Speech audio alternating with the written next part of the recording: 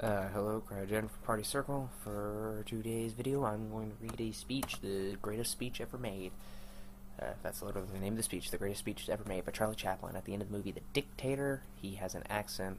I remember it with an accent. If I slip into an accent, please forgive me. It's bad. It's how it goes.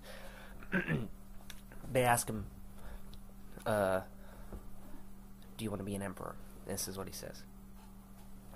I'm sorry, but I don't want to be an emperor. That's not my business. I don't want to rule or conquer anyone. I should like to help everyone if possible. Jew, Gentile, black man, white. We all want to help one another. Human beings are like that. We want to live by each other's happiness, not by each other's misery. We don't want to hate and despise one another. And in this world there is room for everyone, and the good earth is rich, and she can provide for everyone. The way of life can be free and beautiful, but we have lost the way. Greed has poisoned men's souls, and has barricaded the world with hate, has goose-stepped us into misery and bloodshed. We have developed speed, but we have shut ourselves in. Machinery that gives abundance has left us in want.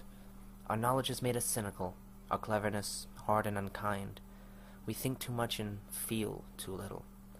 More than machinery, we need humanity. More than cleverness, we need kindness and gentleness. Without these qualities, life will be violent, and all will be lost. The aeroplane and the radio have brought us closer together. The very nature of these inventions cries out for the goodness in man, cries out for universal brotherhood, and for the unity of us all.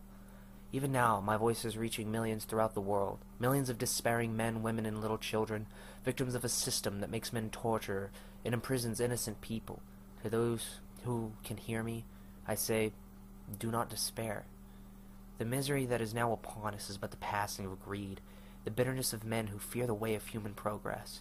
The hate of men will pass, and dictators will die, and the power that they took from the people will return to the people, and so long as men die, liberty will never perish. Soldiers, do not give yourselves to brutes, men who despise you and enslave you, who regiment your lives, tell you what to do and what to think and what to feel, who drill you, diet you, and treat you like cattle, use you as cannon fodder.